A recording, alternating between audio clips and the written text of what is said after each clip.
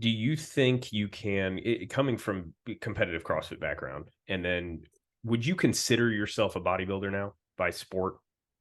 I mean, I'm as much as a bodybuilder as I am a guy who runs 10Ks on the weekend and, does Zumba class. A Like, functional athlete then, yeah. yeah, So pretty much. Like, I would say that, you know, for me, bodybuilding was a way to build knowledge and credibility mhm, because there's a lot of fakers in the industry. yeah, Okay. So let me give you some context.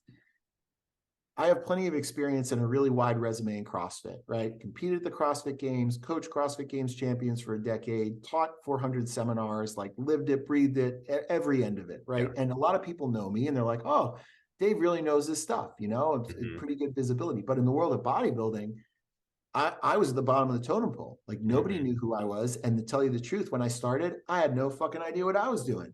But I realized that for me to understand how to do this, it's going to take more than me reading a book on bodybuilding or mhm, hypertrophy training. It's going to take more than, doing, and I got to do some really cool stuff because I had connections and some visibility. I was able to connect with like really great minds in hypertrophy training, like Dr. Brad Schoenfeld, who's like the world authority on hypertrophy science. And I was able to mhm, get on calls and conference and try to mentor under him a little bit. mhm, But being able to, in Colorado, go over to Armbrust Pro Gym.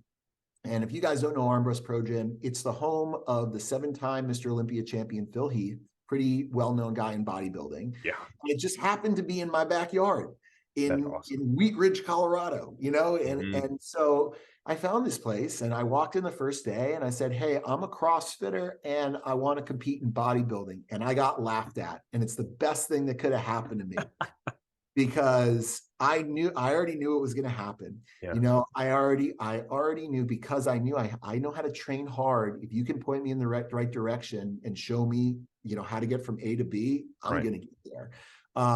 So, it was exciting for me to have to go through the ranks and prove myself, not just in the gym and training, but also on stage and mhm, being able to show that like I can change if I'm going to tell you I can change your body, I should know how to do it to myself and other people first, yeah, right? Like exactly. need to kind of go through that to build the knowledge, and a lot of it, like I've learned and picked up a lot like right off the bat. But even then, there's a lot of kind of fine tuning and finessing on the side of nutrition and training and lifestyle, like so many layers to kind of peel out and Mhm, and work through.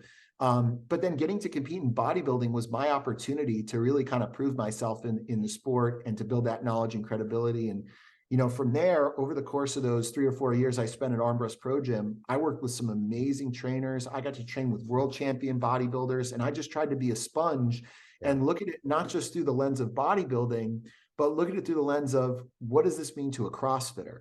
Like we're doing these like really cool methodologies and complexes and using these principles.